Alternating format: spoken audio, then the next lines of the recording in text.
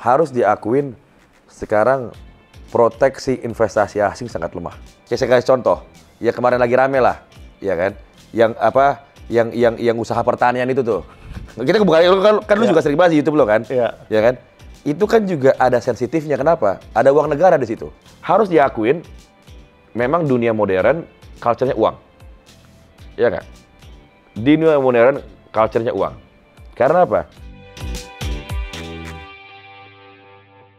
Udah? Sip ya? Oke. Thank you. Hari ini gue kedatangan Frank. Frank ini adalah, ya siapa sih yang nggak kenal Frank? Gitu Teman kan? kuliah kita. Teman kuliah, iya betul.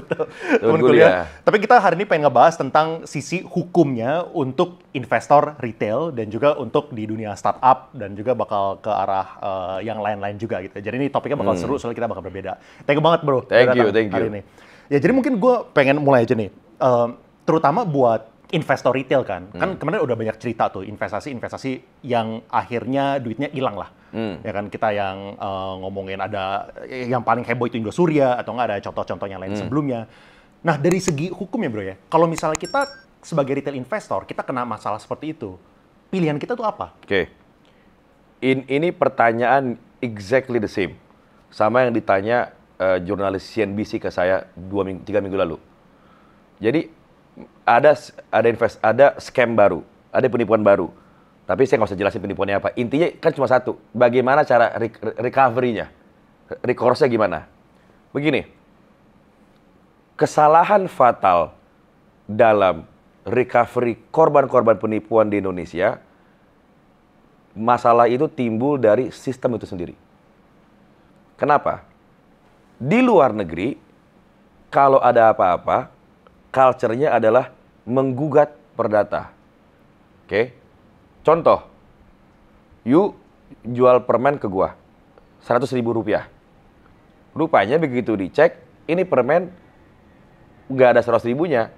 Kenapa? Kalau ini permen memang permen yang kita deal, yang gua minta sama lo, harganya 70.000, lo jual ke gua 100.000, itu fair. Memang permen yang sama kan? Itu kan masalah harga, kenapa lo beli sama gua? Tapi rupanya lo kasih ke gue permen yang secara kualitas dan secara merek, satu beda, dua kualitasnya jauh di bawah. Jadi ini bahkan tidak bisa dibilang permen, hanya gula doang.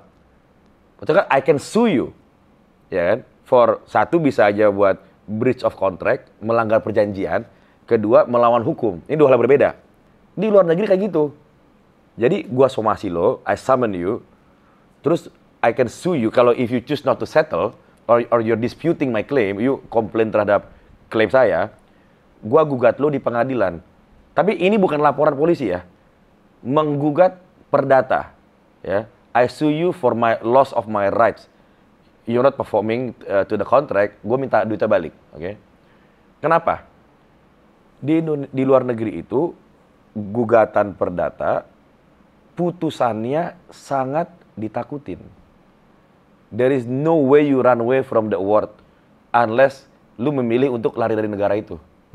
Selama lu masih tinggal negara itu, lu tunduk kepada putusan. Karena apa? Kayak di Amerika atau di Singapura, nyari aset lu tuh gampang, online. Nyari produk-produk itu gampang, nyarinya mana? Itu di negara di Indonesia, itu di negara asing, ya kan? Di Indonesia sangat amat jarang orang menggugat kayak perdata seperti kayak tadi. Kenapa? Satu, secara sistem, putusan itu baru mengikat setelah banding 3 kali. Lu bersidang di pengadilan negeri, gugat-menggugat, minimal taruh 2-3 bulan. Banding ke pengadilan tinggi. Ini kan perdata soalnya kan. Setahun. Ya taruh 6 bulan lah, ya kan? Setahun. Siapa yang kalah, siapa yang menang, atau yang menang nggak puas, yang kalah nggak puas, yang menang nggak puas, kasasi ke Mahkamah Agung. Setahun lagi. Dengan asumsi ini nggak ada COVID lagi atau nggak ada bencana alam lagi, jadi semuanya berjalan normal. Nggak puas lagi, banding lagi terakhir peninjauan kembali di Mahkamah Agung. Minimal 3,5 tahun. Itu baru ribut-ributnya. Abis lu beres di pengadilan yang biasa, datanglah ocok masalah kedua, enforcement. Kalau lu nggak enforce kan nggak ada artinya, ya kan? Kalau lu kalah doang. Ada orang ya udah kita damai deh, gue bayar 500 daripada 1 juta. Iya kan ada orang yang nggak tahu diri, lawan lagi dia. Dia lawan enforcement ya, atau dia masih bokam gua, dia masih nggak terima, ya kan? Dia lawan enforcement lagi. Enforcement bisa 6 bulan bisa, sebulan bisa, setahun bisa, gitu loh. Tergantung pintar-pintar orang ya. Jadi secara sistem itu sudah salah di Indonesia. Apa salahnya?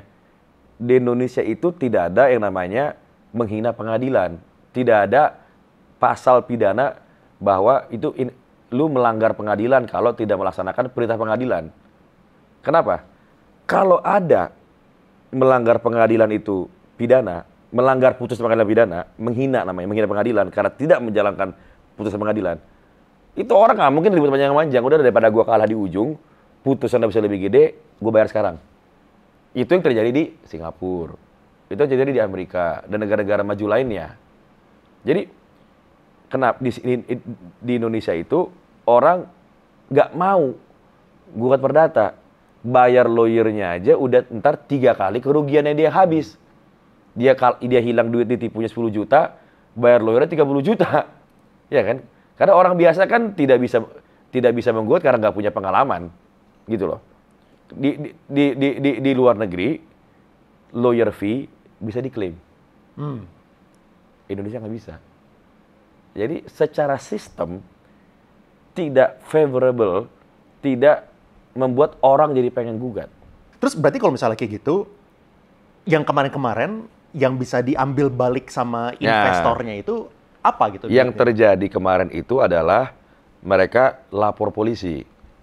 Nah, yang jadi masalah adalah kita ini kan kantor polisi ada ratusan di Indonesia. Nggak bisa dong semuanya. Kayak contoh, penipuan robot trading atau penipuan online scam, ya kan? Ini kan karena dengan dunia internet dan teknologi sekarang, kan orang bisa menipu dan bisa ditipu di mana aja. Nggak harus kita duduk bareng nipu, ya kan? Lu pakai HP satu, lu bisa nipu 100.000 orang di semua provinsi di Indonesia, ya kan? Itu sekarang yang menjadi masalah diplomatis dan menjadi masalah praktis. Pragmatis sekarang yang terjadi. Ada laporan di Polres. Ya kan? Kita nggak bisa asumsi semua penyidik ini Polres 1 Indonesia ngerti apa itu robot trading. Kita nggak bisa asumsi semuanya ini ngerti apa itu penipuan online scam itu. Karena apa? Kan nggak semua orang kemampuan knowledge internetnya kan sebanyak orang yang jadi korban. Iya kan? Karena mungkin mereka tiap hari nggak pakai internet, makanya sebatas pesan makanan di ojek online aja. Iya. Mereka nggak tahu apa itu robot trading atau apa itu produk-produk penipuan. Jadi Bareskrim, kantor polisi yang paling besar yang berpusat Jakarta, kadang membuka pusat laporan. Begitu. Baru tapi yang ini. Ya maksudnya ada yang ditarik dari daerah-daerah, ada yang jadi satu di Bareskrim, ada yang di Polda. Ya. Itu masalahnya mereka itu kan kerjaannya juga banyak. Gitu loh. Ya kan? Sedangkan jumlah penyidik itu kan terbatas. Itulah kenapa saya sangat menyayangkan kita itu punya namanya Satgas Waspada Investasi. Itu hasil produk 3 kementerian. Mereka nggak pernah proaktif. Dan ini saya udah ngomong kemana-mana. Bahkan saya sudah pernah komplain ke ketua Satgasnya langsung saya WhatsApp. Tindak dong. Dia bilang itu bukan bidang saya. Ngerti gak? Kan ntar dia bilang ini itu. Lu tindak aja dulu. Toh juga di kalian kan di bawah OJK ada kepolisian juga. Tinggal limpah antar kepolisian. Daripada kepolisian menyidik dari nol lagi. Lu kumpulin dulu. Udah jadi barang nih. Lu masak dulu nih. Lu tinggal limpah. Ini loh Pak. Itu kan sudah meng-cut waktu proses masaknya baik 3 bulan, 6 bulan. Ya, iya nggak? Lu kan secara sistem, lu tinggal tektokan jadi nih barang. Gitu loh. Kalau ada kemauan ya. Gitu loh. Jadi maksud saya, itu harusnya jangan saling nunggu. Atau jangan bilang itu bukan domain saya. Gitu loh. Namanya aja Satgas Waspada Investasi. Ya kan? Terus selalu dibilangnya, udah di warning berkali-kali. Kalian nggak melakukan. Ya, anak kecil aja dibilang nggak boleh loncat dari TV, dia loncat. Iya nggak? Yang sama bapaknya sendiri, apalagi orang nggak kenal. Kan belum tentu pesan itu nyampe kan. Ya kan? Kan dia bikin di TV, belum tentu orang nonton TV tiap hari. Orang yang kerja 9 to 5 tiap hari, boro-boro nonton TV. Pulang nih ketemu anak bininya. Ya nggak bisa gitu loh. Jadi kalau di Indonesia culture menggugat itu ada seperti luar negeri, orang bisa gugat sendiri-sendiri untuk apa? Untuk recovery. Ya, makanya lu mengambil langkah hukum itu apa tujuannya? Mau menghukum atau mau recovery? Orang pasti mau duitnya balik. Mau duitnya balik, ya kan? Sekarang kenapa nggak gugat-gugatin aja? Gitu loh. Soalnya sistemnya nggak bisa gitu. Sistemnya tidak favorable. Bisa, cuma tidak favorable kepada korban untuk memberi recovery yang cepat dan meaningful. Ibaratnya nih terlalu banyak birokratisnya gitu loh. Jadi kalau kita fokus membuat putusan pengadilan perdata itu kuat. Dan ingat, ada satu yang saya lupa bilang. Dalam suatu proses gugatan perdata, seperti di luar negeri, itu ada sistem prosedur namanya subpoena. Subpoena itu contohnya, saya gugat Leon. Saya nggak punya buktinya. Tapi saya bisa meminta kepada pengadilan, hakim yang lagi memimpin sidang, membuat penetapan. Apa isinya? Memerintahkan Leon kasih semua dokumen berhubungan dengan saya. Kalau lu ketahuan ngupetin satu dokumen aja, lu kena penjara in contempt of court. Kembali yang tadi, menghina pengadilan. Ya kan? Kalau ada itu, nggak perlu di Indonesia sekarang, orang menggugat, yang membuktikan. Itu juga secara sistem salah juga. Jadi gua tahu lo salah, cuma gua nggak bisa buktiin ya, gitu loh. Ngerti maksudnya kan? Gua tahu loh. Kenapa? Orang jelas-jelas produk ini bohong-bohongan, robotnya nggak ada, IT-nya nggak ada, there is no such thing as high interval trading or quant, ini semua bullshit semua gitu kan. Itu yang jadi di luar negeri, misalkan saya minta hakimnya, Pak Hakim, tolong perintahkan kepada Leon, buka sistemnya, kasih codingnya, ya kan? Itu bisa transfer duit ke rekening dia BCA. Kan biasanya orang-orang pakai BCA. Dari rekening BCA dia yang kantornya dipindahin ke rekening mana lagi? Apa dia masukin kripto, apa gimana, kenapa rekening dia sekarang BCA-nya 0? Kan kelihatan aliran duitnya. Jadi ntar pengadilan juga punya kewenangan menyita. Dia bisa nyita lagi, ntar ikutin, follow the money gitu kan. Tapi di Indonesia harus orangnya membuktikan. Sedangkan dia nggak mungkin bisa punya. Dia nggak bisa buktiin. Gua nggak bisa masuk ke tempat lu. Iya. Gitu loh. Jadi daripada kita capek-capek lapor polisi rame-rame dan tidak semua punya waktu dan akses untuk pergi ke Jakarta, ke Barreskrim melapor, kalau kita bisa punya kewenangan menggugat, dia bisa menggugat di pengadilan masing-masing. Pengadilan negeri di daerahnya masing-masing. Itu kan idealnya kan? Idealnya seperti itu. Ideal. Atau dibikin class action. Tapi berarti sekarang ini, saat ini sebenarnya kita powerless. Bukan powerless. Tapi kayak kita dirugikan oleh sistem. Iya, dirugikan oleh sistem. Soalnya kalau misalnya kita kan, kalau misalnya gue masukin duit 10 juta, tapi buat gue men-retrieve atau gue buat mengambil balik 10 juta ini, gue perlu keluar 30 juta, ya gue masih tanda tanya. Itu kan sama aja gitu. Contoh, lu korban di Bali. Laporannya ini dijadi satu di Barreskrim di Polda. Lu ke Polda aja, udah naik pesawat dari Bali taruh 1 juta. Ekonomi. Belum nginep. 1 juta lagi. Makan siang, makan 3 kali sehari 300.000. Bayar lawyer, ya kan? Fotokopi. Ujung-ujungnya udah sama kerugian lo. Jadi udah nggak worth it. Udah nggak worth it. Jadi makanya ya. Sekarang kalau kita punya culture menggugat, dari rumahnya ke pengadilan negeri, naik Gojek 25.000. Soalnya di tempat bisa di karena di pengadilan situ. Kenapa itu kan? Karena apa? Karena dia kan dicarikan point of entry-nya. Kenapa di situ? Karena gue mengakses website-nya di Bali. Ya kan? Atau gue dikenalin oleh orang yang jadi downline-nya orangnya di Bali. Ya kan? Lokusnya ada di situ. 25.000 secara cost. Terus kalau lu boleh menggugat. Terus bayar lawyer. Oke lah bayar lawyer. Tapi kalau di luar negeri itu bisa bayar lawyer itu bayar dikit dulu, entar diklaim balik dari yang kalah. Atau dimodalin dulu. Dan ingat di luar negeri ada namanya litigation funding. Ada perusahaan yang jalanin funding litigasi. Keren nggak? Jadi lu bisa pinjam duit dulu sama perusahaan financing ini, dimodalin, bayarin lawyernya, entar profitnya lu menang perkara bagi 2. Itu luar negeri udah jadi bisnis tuh litigation funding gitu loh. Iya. Itu kalau kayak gitu berarti kayak untuk merubah ke arah sana gimana caranya? Yang in charge itu siapa? Lalu apa? Nggak, gampang. Harus dibuat pasal pidana bahwa melanggar putusan pengadilan atau tidak menjalankan putusan pengadilan adalah penghinaan pengadilan. Dan itu pidana. Iya, soalnya sekarang kalau misal orang Dari situ aja. sekarang kalau misal orang udah kalah, tapi dia nggak mau bayar, Iya. Kita nggak usah ngomongin kalahnya. oke. Kita ngomongin pengadilan punya kewenangan 2. Menyita. Ya kan?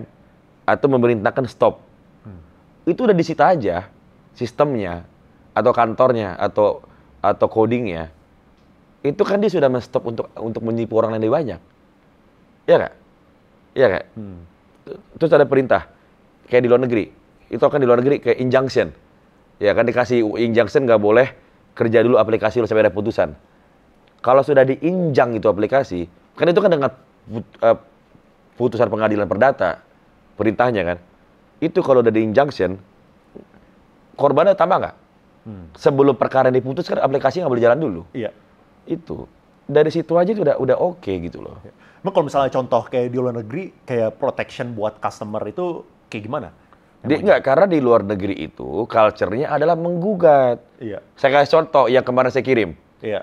McDonald kan dulu pernah tuh di Amerika yang kena lawsuit yang teh bukan yang dulu tuh pertamanya teh panas. Oke. Nggak ada tulisannya panas, orang ketumpahan, kebakar, akhirnya dia menang gugatan berapa dolar saya lupa. Itu makanya sekarang tehnya McDonald ada kata-kata beware it's hot. Yang baru ini minggu lalu chicken nugget. Dia nggak dibilang chicken nuggetnya panas, dia suffer second degree burn. Itu saya nggak tahu tuh bahasa teknisnya gimana, tapi yang penting kebakar lah. Dan dia berhak atas kerugian dibayar gitu loh.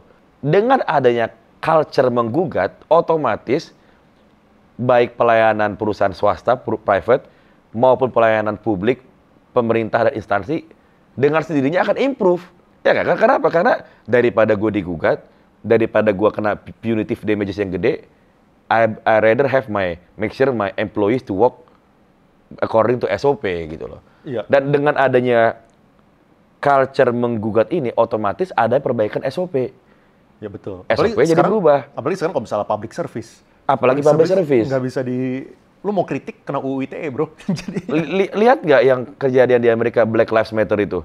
Ya kan menggugat itu berapa putusannya itu? Sama kemarin yang riot di Capitol Building yang Trump itu kan? Itu kan korban-korbannya yang kena pukul, yang kena mati menggugat semua. Yang gugat apa? Dan itu yang kena bukan pelaku. Yang digugat bahkan gedungnya itu, lu tidak bisa menyiapkan security yang cukup. Coba. Yang mukulin siapa, yang digugat siapa? Ya kan? Tapi kan orang mencoba-coba gitu loh. Makanya kalau di Amerika, ada lawyer-lawyer spesialis gugatan seperti itu, namanya ambulance chaser. Mereka spesialis nungguin ambulans ada kecelakaan, langsung mereka bukan telepon dokter, telepon lawyer dulu gitu loh. Bahkan kadang-kadang lawyernya ikut di ambulansnya. Itu beneran cerita, itu beneran, itu di Amerika gitu. Itu namanya ambulance chaser. Kenapa? Karena culture mereka harus diakuin, memang dunia modern, culture-nya uang. Iya nggak? Di dunia modern, culture-nya uang. Dan di dunia modern itu, pencemaran nama baik, fitnah yang merugikan itu, culture-nya menggugat, bukan mempidanakan. Indonesia masih pidana. Memfitnah dan undang-undang ITE itu masih pidana. Di luar negeri, negara-negara maju sudah culture menggugat. Makanya jangan heran kalau banyak infotainment gosip, tabloid, digugat ratusan juta dolar. Karena membocorkan foto-foto private. Paparazzi itu gitu loh. Dan di sana juga, sebelum foto-fotonya keluar, lawyer sudah di-engage oleh artis-artis. Apa tujuannya? Sebelum fotonya keluar, dia gugat majalahnya ke pengadilan, dia meminta kepada pengadilan mengeluarkan namanya penetapan injunction. Perintah untuk tidak mengeluarkan foto-foto tersebut. Gitu. Ya. Karena apa? Kalau penetapannya keluar, perintah untuk men-stop produksi foto-foto tersebut, dan dia melanggar, itu penjara langsung. Melanggar perintah pengadilan. Di Indonesia ada itu juga, putusan provisi, putusan sela, memerintahkan untuk PT jangan dipakai dulu, mobilnya dipakai juga. Kenapa? Karena melanggar perintah itu tidak ada pidananya, gitu loh. Melanggar putusan perdata tidak ada pidananya. Selama Indonesia kayak gini, jangan harap nih negara iklim investasi kita nggak maju, nggak akan bisa maju. Karena apa? Karena hukum sama proteksi investor itu kan hand in hand. Iya. Investor kan mau kepastian. Hukum. Investor mau kepastian, Iya. ya kan? Jadi lu gimana mau 2045 ekonomi terbesar dunia, tapi sekarang aja banyak sekali bank-bank asing yang komplain terhadap proteksi hak mereka terhadap pinjaman-pinjaman yang mereka kasih di Indonesia, gitu loh. Ya, itulah fakta realita di lapangan sekarang, gitu loh.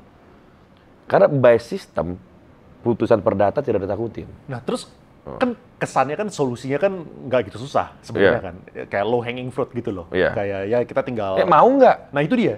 Mau nggak gitu loh. Kenapa nggak mau? Kayak kenapa? Saya nggak tahu. Itu yang harus tanya. Itu yang harus diundang berikutnya. Panggil orang DPR, panggil anggota DPR dari partai manapun. Kenapa lu nggak pernah usulin? Kan kemarin baru KUH pidana yang baru, yang diurusin malah perzinahan, ya kan? Harusnya seperti ini diurusin gitu loh.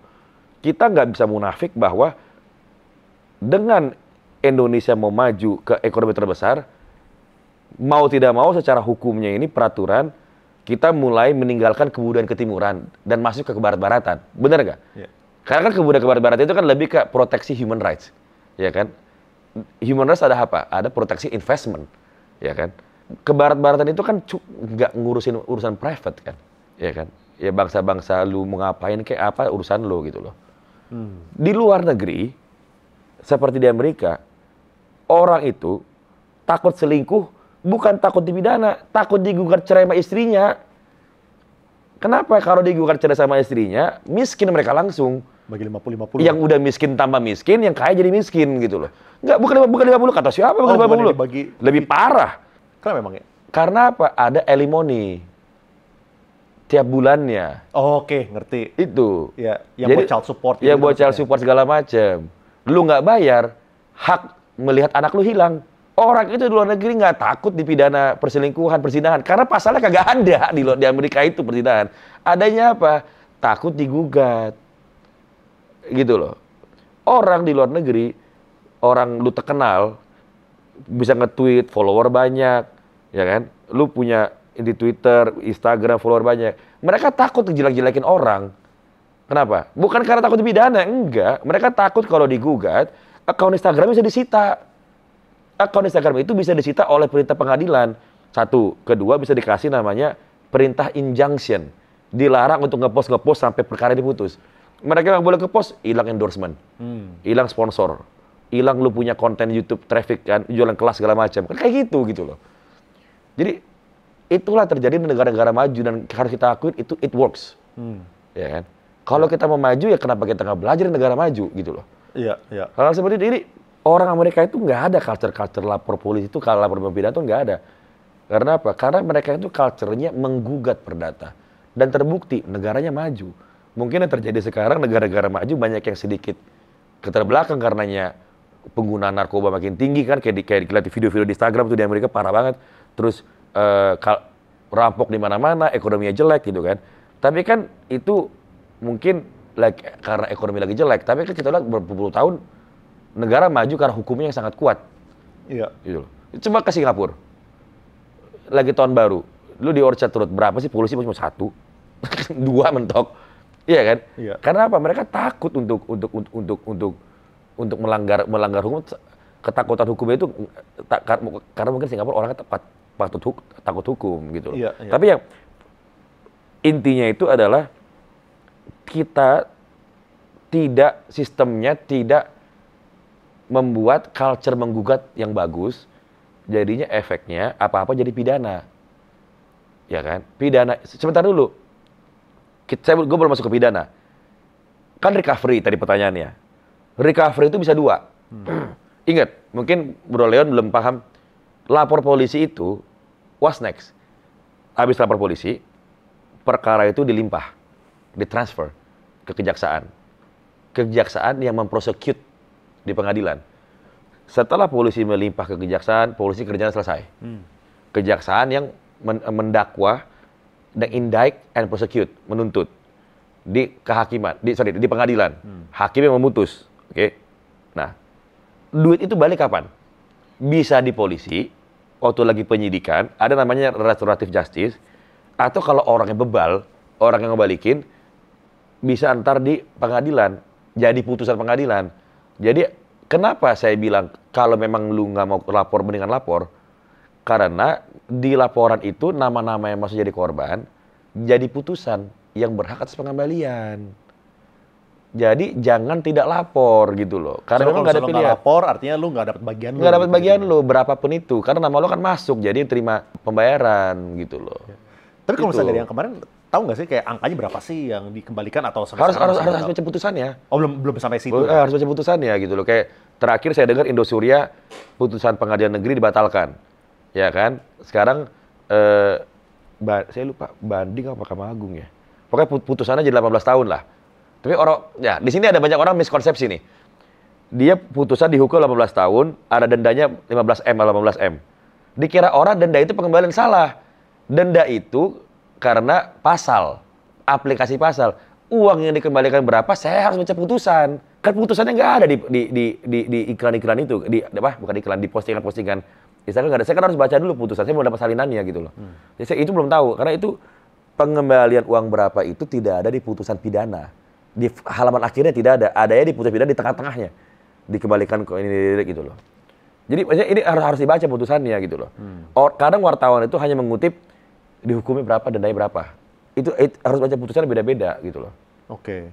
Makanya kalau saya nonton nih, kemarin BBC UK, dia ada bikin dokumenter tentang Ponzi, penipuan. Ya kan? Ya cuma segini angkanya, ke Indonesia aja gue bilang. dia ke Indonesia bisa bikin liputan dokumenter Ponzi yang kerugiannya 30 kalinya itu. Ya kan? Bahkan ada yang sampai sekarang juga nggak tahu masih kabur kemana. Iya. Gitu loh. Ya, kayak gitu loh. Ya, cuma terus kalau misalnya itu kan sangat disayangkan lah kalau misalnya kita punya hukum di sisi konsumen masih sangat lemah kan. Tapi kalau misalnya kita move on ke topik korupsi nih, Bro. Ya. Misalnya ya. Kemarin baru ditetapkan 1 menteri lagi yang kena. Sekarang total udah ada 13. Iya. Setahu gue ya, menteri-menteri yang terlibat seperti itu. Habis itu juga ada dari segi trennya itu tuh meningkat gitu loh. Jadi kalau misalnya gue lihat trennya korupsi dari ini ya kayak grafik kayak gitu, itu tuh lebih baik dibandingkan banyak startup punya revenue gitu. Kalau misalnya startup punya revenue itu turun. Jadi gini, ini menarik kan. Kan YouTube lo ini kan banyak yang nonton pengusaha-pengusaha. Iya. Ya kan? Pengusaha-pengusaha ini kan juga berbisnis di proyek-proyek pemerintah. Iya. Ya kan? Terus ada juga startup. Startup juga banyak yang diinvest uang pemerintah, uang BUMN gitu kan. Jadi gini, harus dibedain antara korupsi sama kerugian negara. Oke. Korupsi itu harus ada meeting of minds. Oke. Misalkan gua pejabatnya, lu vendornya.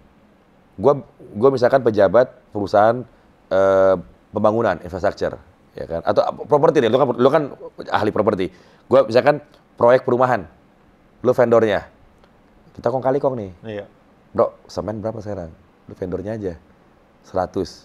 Udah, lu bikin 300 aja. Ntar lu bagi gua 100. Itu korupsi, ya kan? Ada kerugian negaranya, ada korupsinya juga gitu loh. Nah, banyak pengusaha tidak nyadar atau tidak berpengalaman atau mungkin buta hukum. Masalahnya di Indonesia ini buta hukum itu bukan defense. Ketidaktahuan hukum itu bukan pembelaan, ya kan? Banyak yang terjadi kalau saya lagi dampingin klien juga gini. Dia itu menciptakan kerugian negara. Contoh, ini barang supply, ya kan? 100. Ya kan, harga 100. Rupanya mungkin ada kesalahan teknis.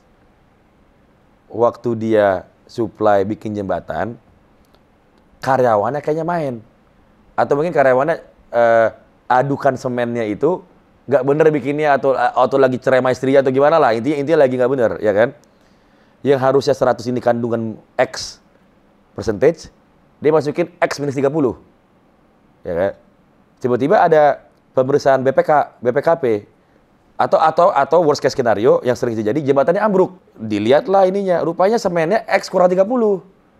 Ya kan? Mungkin orang ini nggak ada niatan mau korupsi, ya kan?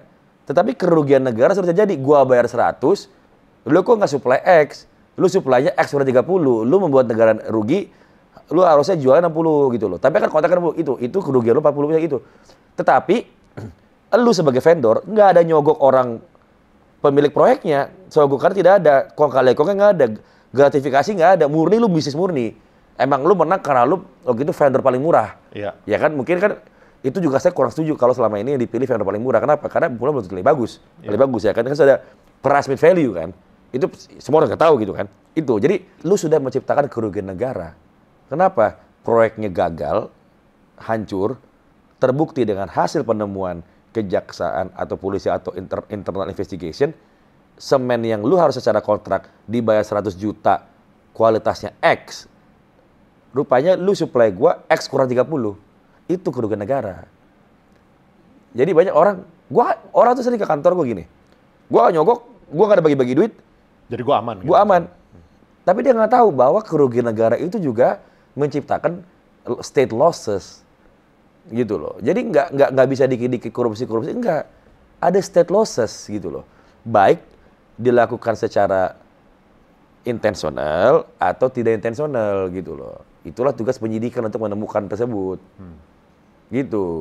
Oke, nah terus kalau misalnya dari segi kerugian negara, emangnya kita bisa kena ya sebagai pengusaha? Bisa banget. Itu yang tadi gue jelasin. Iya, soalnya kan kita kan bisa aja yang kayak tadi kan. Kita tuh udah melakukan sesuai dengan SOP, tapi kadang-kadang kan ada aja bencana gitu yang kita tidak sengaja atau apapun itulah faktor X gitu kan. Itulah pembelaan lawyernya si pengusaha tersebut gitu loh. Tapi kadang-kadang yang terjadi ini sekarang gini, harus diakuin kayak dalam penyidikan itu kita nggak bisa asumsi yang memeriksa kita itu ahli di bidang bisnis tersebut. Paham nggak? Kan mereka ini penegak hukum. Tapi bukan berarti mereka ahli bisnisnya. Iya kan? Jadi kita kadang-kadang nih, lu sebagai pengusaha, lu nggak boleh asumsi dia ngerti bisnis lo. Lu harus jelasin dari nol. Ya, gitu. Lu harus sabar jelasin begini, ini gini. Yang namanya minyak, ladang minyak, kadang-kadang minyaknya ada, minyaknya enggak. Jadi mungkin valuasi ini dibuat pas kemarin masih ada minyaknya gitu loh. Atau semen, ya kan? Ya ini ada bisa jadi kesalahan, bisa. Tapi kan kerugian negara kalau karena kesalahan, ya nggak bisa dibilang korupsi dong. Betul. Gitu loh. Kalau kerugian negara karena intensional mau nyolong, korupsi gitu loh. Itu. Nah ini kan lagi kemarin juga banyak yang terjadi kan, apalagi banyak BUMN atau yang terkait dengan negara lah gitu, yang melakukan investasi ke startup. Habis itu kan startupnya ini performanya tidak baik lah. Mungkin mereka bisa mengalami kerugian gitu kan. Apakah ini share price-nya turun yang udah go public atau bahkan yang belum go public gitu kan. Nah kalau misalnya kayak gitu, apakah berarti salahnya si BUMN ini yang memutuskan untuk investasi? Soalnya kan namanya bisnis, namanya investasi, kita bisa aja rugi, bisa aja untung kan. Betul. Itu kan business as usual. Disitulah thin line-nya. Kenapa? Karena cara ngelihat suatu transaksi orang konvensional sama orang startup kan beda. Iya kan? Tapi kan makanya kita lihat ini jenis usahanya apa. Bisa jadi ini rugi juga bukan karena ada, saya kasih contoh. Ya kemarin lagi rame lah. Ya kan, yang usaha pertanian itu tuh. Kita bukan kan lu juga sering bahas di YouTube lo kan? Ya kan? Itu kan juga ada sensitifnya. Kenapa? Ada uang negara di situ. Ada fund BUMN masuk kan? Iya, betul. Oke lah itu. Tapi bukan itu. Tapi yang seorang penyidik harus teliti, harus pintar melihat apakah kerugian ini karena investasinya atau karena orang yang diinvest. Iya, betul. Kalau memang orang yang diinvest ada niatan busuk untuk mencuri uang investor nggak bisa disalahkan. Kenapa? Karena investor waktu masuk dengan uang pemerintah, uang BUMN ini, udah ada hitungannya, ya kan? Tapi kalau belakangan di sananya, asumsi ya, tiba-tiba diketemukan ada permainan, ada suatu kong kali kong antara orang-orang di bawah. Perusahaan BUMN yang menginvestasi itu tidak bisa disalahin, nggak bisa tersangka oleh KPK, Kejaksaan atau Kepolisian. Karena apa? Karena dia tidak ikut campur dalam suatu kong kali kong yang menciptakan kerugian negara tersebut. Nah, maksudnya kan? Ngerti. Waktu dia sebagai manajemen dari BUMN, fund, dia uang negara nih, uang BUMN lah, uang pemerintah ya. Waktu dia invest ke dalam startup, ya kan? Dia kan nggak tahu bahwa ada niat buruk. Apa kalau ada ya niat buruk dari orang yang merunning startup tersebut. Ya, saat itu adalah keputusan yang tepat. Saat itu keputusan yang tepat, ya kan? Tapi dia tidak bisa disalahkan kalau ada orang ini bisa dua. Bisa yang running startup ya, bisa orang yang menerima fasilitas dari startup tersebut. Yaitu P2P lending-nya atau orang-orang yang beli barang dari startupnya. Dia kan nggak tahu. Ya kan? Selama pimpinan BUMN ini tidak ikut-ikutan dalam kong kali kong yang kalau ada atau ada suatu transaksi merugikan investor, ini nggak bisa disalahin, gitu loh. Kalau sebatas masuk dari ya kan dari lo tahu ini gitu. Sebentar dulu kan pasti ada hitung-hitungannya, ada kayak gini, ya kan. Kalau yang namanya orang nyolong itu nggak perlu BUMN, ya kan. Ya kan, nyolong mah nyolong aja gitu loh kan. Karena kan itu waktu orang membuat due diligence investasi itu kan ada due diligence-nya. Due diligence itu ada standarnya. Kayak orang bikin financial statement, akuntansi kan ada standar akuntansinya kan. EKAP-nya kan ada. Sama kayak orang bikin due diligence investasi gitu. Itu ada standarnya gitu loh. Nggak bisa tiba-tiba ada kerugian, ada suatu kong kali kong di dalam kalau ada orang yang disalahkan kan nggak bisa. Jadi ngelihat angle-nya itu nggak bisa dikit-dikit, wah BUMN, invest, rugi, kerugian negara, ya kan? Apakah pimpinan BUMN ini bisa dihukum korupsi? Bisa. Kalau penyidik bisa membuktikan ada kong kali kong oleh manajemen yang diinvest dengan orang yang diinvest. Contoh, gue invest 100 juta. Sebenarnya ini perusahaan nggak berhak untuk invest 100 juta. Ya udah masukin 100 juta, ntar gue bagi 20. Jadi perusahaan yang diinvest kasih balik kickback ke orang yang menginvest. Apakah itu korupsi? Itu korupsi, ya kan? Tapi kalau ini orang investor 100.000, dia tahu ini perusahaan memang ada hitung-hitungannya. Nah, di sini juga saya harus akui di sini thin line antara kerugian bis murni sama kerugian negara. Nah, itu susah juga tuh bedanya. Itu susah di situ. Makanya itu hal-hal sensitif bagi penyidik manapun untuk memeriksa. Iya, soalnya gitu dengan faktanya sama, orang yang berbeda pun bisa memberikan keputusan yang berbeda gitu loh. Bisa berbeda, namanya point of view. Iya, makanya kan sebenarnya kan penyidik-penyidik itu kan dibilangnya lawyer juga. Ya kan? Ada omongan di kalangan pengusaha kan gitu. You talk to 10 lawyers, you get 11 opinions. Lu ngomong ke 10 lawyer dapat 11 opini. Iya. Ya kan? Memang. Jadi lawyer itu bukan sebagai lawyer kayak gue praktisi, tapi lawyer yang orang berpraktek hukum. Ya, penyidik juga lawyer gitu loh. Profesor juga lawyer karena mereka berpraktek ngajar hukum gitu kan. Jadi itu memang yang dilema yang terjadi sekarang gitu loh. Iya. Terus kalau misalnya gitu, apakah ada kan so far kan udah ada beberapa investasi kan yang kayak tadi kita bilang, habis itu ada juga yang lain.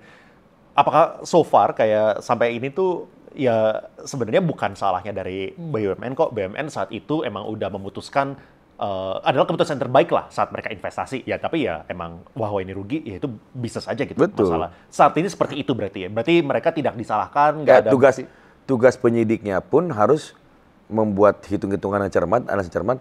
Was it foreseeable the losses gitu loh. Waktu itu kejangkau nggak sih? Maksudnya teranalisa nggak sih gitu loh. Itu susah banget bro. Ya, susah banget. Itu dia. Soalnya kayak apa ya? Kalau misalnya kita ngomongin startup, yang kayak tadi kan lu bilang kan, kayak startup sama bisnis konvensional aja. Cara kita memberikan valuasi beda banget. Beda banget. Yang satu itu adalah PE multiple, ya kan, profitnya dikalikan berapa. Satu lagi bisa pakai revenue multiple. Betul. Satu lagi itu bisa pakai yang namanya GTV multiple, kayak jumlah transaksi berapa. Itu makanya kan, itu kan. Digabungkan dengan penegakan hukum di Indonesia sekarang yang menggugat perdatanya susah banget. Apakah kita ready buat dunia startup? Iya. Itu pertanyaan filosofinya kan. Ya kan? Kalau kayak di sekarang di luar negeri, FTX itu kan gugatan perdata. Ya kan? Baru FBI masuk apa segala macam gitu-gitu kan. Terus ada lagi tuh, ada startup lah, gugat perdata gitu loh. Jadi kayak bahkan ada produk apa tuh, kayak Facebook. Waktu itu kalau nggak salah class action kan, lawsuitnya seingat saya. Gua nggak tahu. Kalau itu class action tuh, karena data infringement gitu loh. Kayak gitu-gitu. Jadi beda-beda. Iya. Maksud saya, ini dilema yang terjadi sekarang, gitu loh. Saya kasih contoh. Ini tuh story kejadian.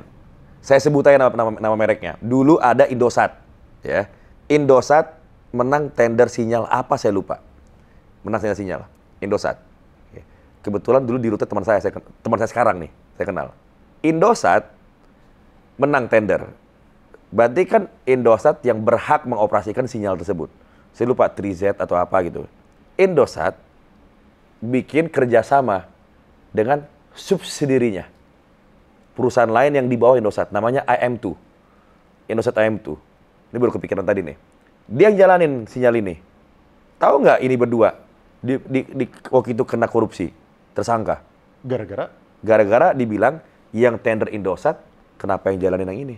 Subsidiarinya IM2. Masuknya dari mana? Dibilang kerugian negara karena ini tidak ikut tender, ini tidak tahu apa cakap apa atau enggak, gini gitu. Tapi kan ini gua memang ada angle yang menurut saya masuk gini. Kalau bapaknya qualify, anaknya belum tentu qualify. Oke, ya kan? Tapi kan kalau dilihat dari layering seperti ini, mungkin ada alasan ekonomi atau alasan teknis apa yang bisa kelihatan gitu kan. Tapi kan Indosat ini kan TBK. Kan laporan keuangan apa sih kan lu juga tahu kan telanjang di perusahaan TBK gitu loh. Itu lu rame hati-hati Indonesia.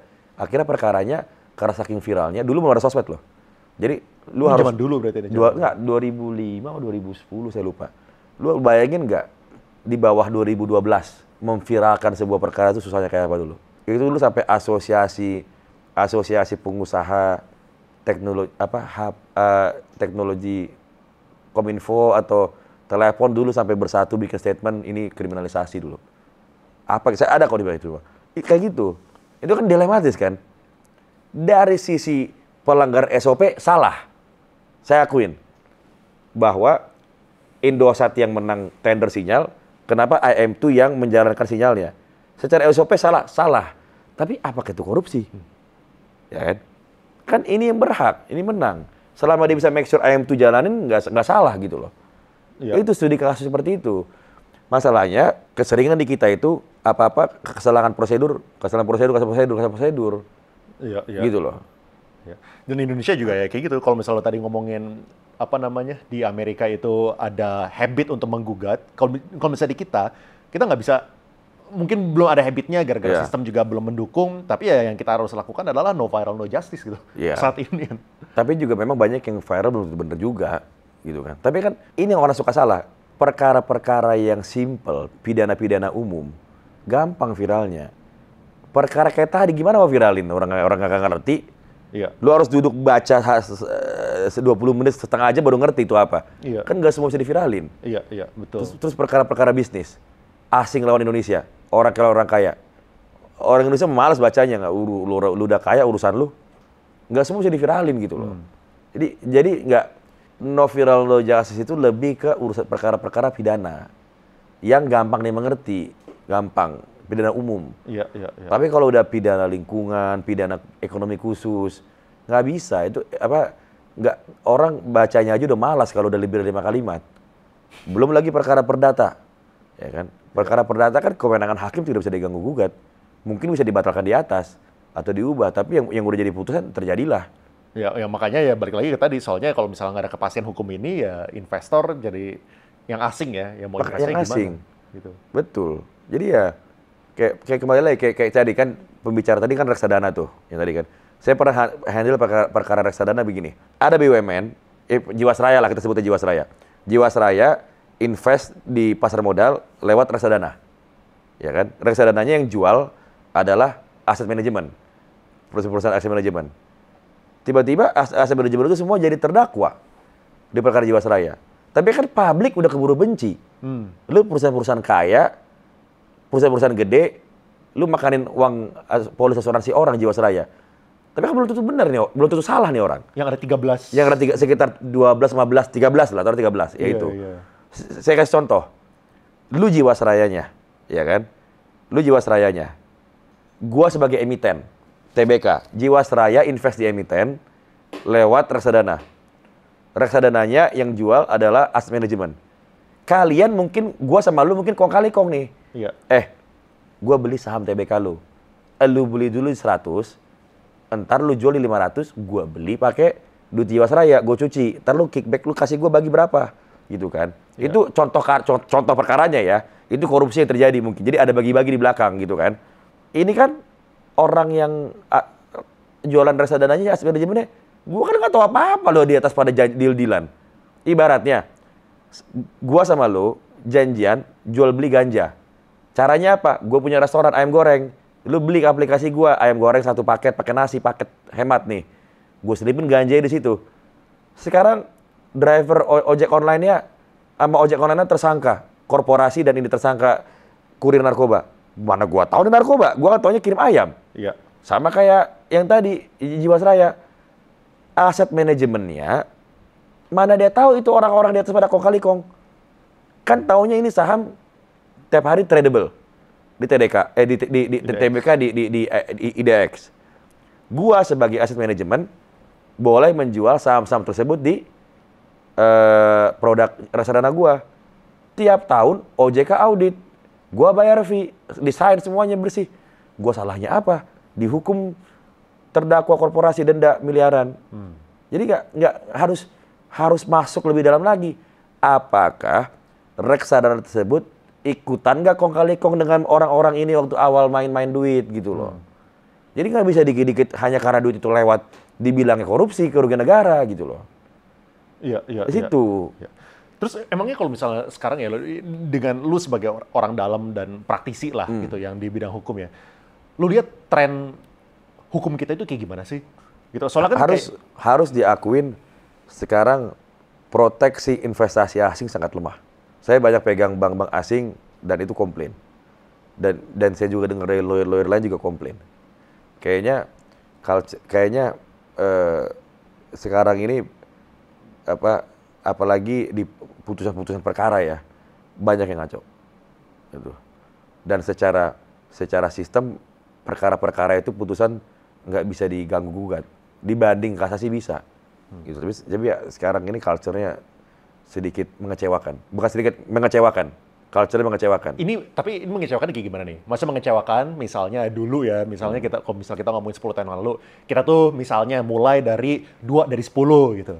Tapi sekarang kita punya poin udah naik nih, 4 jadi 10. Jadi udah membaik, tapi masih mengecewakan. Atau ternyata kita nih dulu sebenarnya kita itu 6 dari 10, sekarang kita menurun jadi 4 gitu. Kayak kita ini membaik atau karena menurun? saya di perkara-perkara bisnis, memang putusan-putusan perkara bisnis ini dari 10, 5 ngaco. 4 ngaco. Iya. Dari nggak masuk logika hukumnya gitu loh putusannya. Itu harus saya akuin itu. Iya.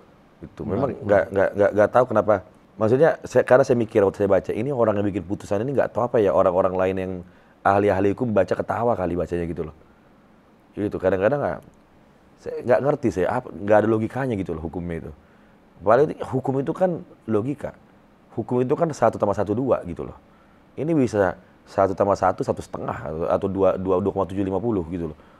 Sangat tidak masuk. Kadang-kadang putusan itu ada yang bisa diterima dengan logika hukum tapi harus dibaca make sense juga gitu loh kan. Kita ini kan harus fair, ya kan. Mungkin lu nggak setuju sama dia, tapi logikanya masuk. Itulah hukum. Hukum kan it evolves, right? Ya kan. Masalahnya di Indonesia tidak ada precedent system. Gitu loh. Jadi kalau ada putusan yang kontroversial di level kasasi atau di atas, itu tidak mengikat di bawah. Beda sama di negara-negara ke Inggris, itu Amerika itu ada presidennya. Jadi itu jadi hukum yang baru. Kalau kita enggak ya, gue hakimnya gue yang mutusin gitu loh. Itu. Oke. Jadi ya seperti itu. Oke, kalau misalnya gitu nih bro ya, pertanyaan terakhir dari gue. Kalau misalnya dulu kan kita tahu yang paling heboh itu adalah kasusnya si Ika dengan si temannya satu lagi. Ya si Doni Salman Indra Kents sekarang flexing ya kan. Iya, betul. Itu juga apa? Kalau dia nggak flexing orang ketangkap kali mas sekarang. Iya. Nah, itu akhirnya kayak gimana sih bro? Akhir dari kasus itu gitu. Oke. Apakah duitnya saya belum nyampe ke, saya belum tahu putusan terakhirnya apa. Cuma memang korbannya banyak yang kontak saya minta viralin. Tapi jujur itu putusan yang di bawah waktu di tingkat pertama itu putusan yang sangat ngaco. Kenapa ngaco? Dia dituntut oleh jaksa si Indra Kents. Pasalnya apa? Pasalnya adalah dia menipu melalui melalui media ITE. Dia menipu melalui media elektronik seakan-akan itu investasi padahal bukan. Jadi apa yang dia jual itu, apa yang dia promote, itu sebenarnya bukan investasi, itu tipu-tipuan judi. Betul. Tebak-tebakan. Oke. Ya kan? Oke. Masalahnya judi itu kan dia tidak pernah dihukum pasal. Dia tidak pernah dituntut pasal mendistribusikan konten judi. Berarti kalau Indra Kents-nya sama Doni Salman-nya sebagai orang yang dia kan mempromosikan konten. Itu kan ini. Dia kan kena bukan sebagai penyedia. Dia mempromosikan. Karena dia bisa masuk ke websitenya dia Quotex sama Binomo, ya kan? Karena dia mempromosikan itu barang sebagai investasi, padahal bukan, dia dihukum oleh pengadilan, ya kan? Tetapi dia tidak pernah di-indicted, dia tidak pernah dituntut pasal mendistribusikan konten judi. Pasal itu di undang-undang ada. Tetapi kenapa hakimnya bisa bilang korban tidak berhak pengembalian uang? Kata hakimnya apa? Kata hakimnya karena korbannya sedang berjudi. Pertanyaannya, judi mas siapa? Kan Indra Kents sama Doni Salman nggak pernah dihukum mendistribusikan konten judi. Nangkap nggak maksudnya kan? So, gimana orang bisa dibilang sedang berjudi? Orang itu kan judi harus berdua. Player sama player atau player sama bandar, ya kan? Jadi kalau si Indra Kents-nya dibilang sedang menipu, tapi dia tidak dibilang sedang mempromosikan judi, karena dia tidak dibilang mempromosikan judi, putusannya nggak ada. Berarti kan harus siapa? Kalau orang ditipu berapa pengembalian nggak? Iya dong. Berapa pengembalian, ya kan? Apalagi pasal di Undang-Undang ITE yang dipakai oleh hakimnya memutus bersalah si Indra Kents Doni Salman adalah merugikan konsumen. Oke, menarik. Jadi yang satu dibilangnya udah A, tapi ya, di sini nggak dipakai. jadi hakim bilang Indra Kents dan Doni Salman telah menciptakan konsumen rugi. Menciptakan konsumen rugi. Karena apa? Dia jualan produk, Pak, dibilangnya investasi, padahal bukan investasi. Berarti kan konsumen dirugikan. Berarti konsumen berhak pengembalian dong. Tetapi di halaman lain, hakimnya bilang, ini disita negara katanya. Kenapa? Karena konsumennya berjudi. Judi mas siapa? Kayak gitu loh. Ya, jadi nggak konsekuen disita negara. Putusan Doni Salman lebih parah lagi. Putusan Doni Salman, apa putusannya dibilang? Pencucian uangnya belum jelas. Kenapa? Karena ini peraturan pemerintahnya, peraturan kementeriannya atau undang-undangnya belum jelas apakah ini ilegal atau tidak. Bos, kepala Bapepti udah bikin list. Ada website yang si Doni Salman punya itu yang dipromoin. Inilah website tutup karena ini melanggar. Jadi gimana itu bukan peraturan yang nggak jelas gitu loh. Apakah nggak baca atau memilih itu tidak membaca atau gimana gitu loh. Itu sangat ramai, satu Indonesia komplain itu kemarin. Terus jadi gini. Jadi di putusan Indra Kents yang di bawah di pengadilan pertama disita negara, di putusannya si Doni Salman dikembalikan ke Doni Salman. Ketawa gak lo? Bingung gak? Only in Konoha. Itu jadi ya itulah gitu loh. Itu sebenarnya sangat disayangkan sih. Dan kalian nggak bisa bilang itu bukan iklim investasi, itu investasi loh. Iya kan? Oh, kalian nggak bisa bilang itu penipuan. Enggak. Ini menunjukkan seberapa fragile-nya perlindungan hukum korban-korban investasi pada umumnya. Ini kan consumer protection. Karena apa? Karena dari awal mereka taunya, saya baca banyak komen netizen sama orang-orang ngomong, penjudi ngapain dilindungin? Sebentar dulu. Ini bukan masalah penjudi atau enggak. Ngerti nggak? Karena pengadilan tidak pernah bilang dia mempromosikan konten judi. Pasalnya ada, nggak dipakai. Berarti kalau nggak dipakai tidak bersalah konten judi. Bener nggak? Lu tidak dituntut oleh jaksa atas bersalah konten menyebarkan konten perjudian. Itu ada kok di undang-undang yang sama. Undang-undang yang sama dengan undang-undang yang dipakai buat menghukum Doni Salman sama Indra Kents. Nggak dipakai sama jaksa. Berarti nggak bisa dong menghukum. Hakim juga tidak memutus itu. Gitu. Berarti kan dia sedang berjudi. Jadi playernya nggak berjudi. Playernya sedang ditipu. Pasalnya bilang mereka mereka konsumen. Jadi menciptakan kerugian kepada konsumen. Karena konsumen berwajib dikembalikan duitnya. Kenapa jadi disita negara? Karena apa urusan negara? Ini kan bukan uang narkoba atau apa gitu loh. Iya, Itu. Iya. Makanya Itu yang viral, belum yang lain yang belum viral. Pasti banyak kalau dicari-cari. Gitu loh. Maksud lu kalau misalnya belum viral, yang udah viral aja Kayak duitnya gitu. konsumen nggak kembali dan akhirnya Putusan ngaco-ngaco. seperti itu, boro-boro yang nggak viral. Maksud lu Betul. kayak gitu. Ya, saya sayang banget sih kalau kayak gitu ya. Jadi gue dengerin ngomong lo jadi pusing juga ini. Aduh, gimana investasi di sini nih? Ya, kita apa adanya. Maksudnya Iya. tujuan kita ini kan bukan mau jelek-jelekan, biar orang-orang di atas aware gitu loh. Iya. Karena investasi itu menurut gua salah kalau hanya fokus di regulasi. Regulasi hanya bisa only do so much to what extent dia mengatur. Ujung-ujungnya kan orang akan ribut. Iya. Proteksi apa yang bisa lo kasih di saat ada orang dispute? Iya. Kepastian hukumnya apa gitu loh. Iya. Kenapa? Regulasi itu kan orang interpretasi masing-masing. Pemutus akhirnya kan hakim. Ya nggak? Iya.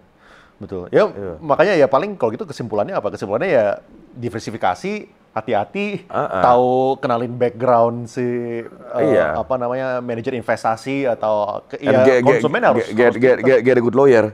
Get a good lawyer. Get a good lawyer. Ya telepon lu lah. And get a local partner. Iya.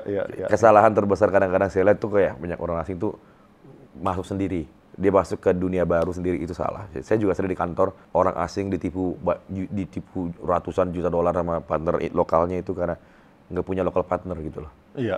Gitu. Paling final word sih bro dari lu. Kira-kira apa nih, lu punya hope buat kedepannya di Saya punya hope, kalau bisa ada keajaiban yang namanya melanggar putusan perdata di Indonesia, itu jadi pasal pidana. Kalau situ dulu ya. Situ. Kalau ada itu, kita akan maju 3 langkah ke depan. Kita dalam dunia penegakan hukum kita akan sejajar dengan Singapura. Karena dengan ada itu, kita bisa menggugat apa-apa gugat, ya kan. Terus yang kayak orang cerai Wonogini itu putusannya kuat, gitu loh kan. Orang utang piutang gampang ngejarnya. Yang terjadi sekarang di Indonesia, yang ngutang lebih galak dari yang diutangin. Iya kan? Karena kalau perintah pengadilan perdata itu kan kuat. Apa aja perintahnya? Menyita, memerintahkan, sama memutus. Putusannya apa? Damages, kerugian uang, dan damages yang menghukum. 3 itu aja. Kalau 3 itu udah. Kalau 3, gimana cara membuat 3 ini kuat? 1, membuat pasal pidana yang membuat pidana melanggar putusan perdata, itu pidana. Tidak melakukan perintah pengadilan perdata, itu pidana. Udah, kita langsung 3 langkah ke depan. Secara bisnis, secara kehidupan sehari-hari, secara public service, ya kan, secara private big company service, itu akan improve semuanya. SOP semuanya. Kenapa? Karena orang akan takut digugat. Kalau digugat, putusannya mereka harus lakukan. Sekarang yang terjadi, perusahaan besar nggak takut digugat. Salah pun dia nggak takut digugat. Dia cari lawyer mahal-mahal, dia cari lawyer top. 100 lawyer dia pakai. Lawyer top semuanya. Ya nggak? Dia bikin CSR gede-gedean, jadi beritanya hilang. Ya kan? Kayak gitu ya. Itu dari langsung, saya garanti our standard of living di Indonesia langsung improve, naik. Dalam kehidupan sehari-hari. Thank you so much bro. Yeah. Thank you so much for the time. Mudah-mudahan bisa didengerin sama salah satu orang yang bisa ini terjadi lah ya. Yang mau. Thank you so much bro. Thank you.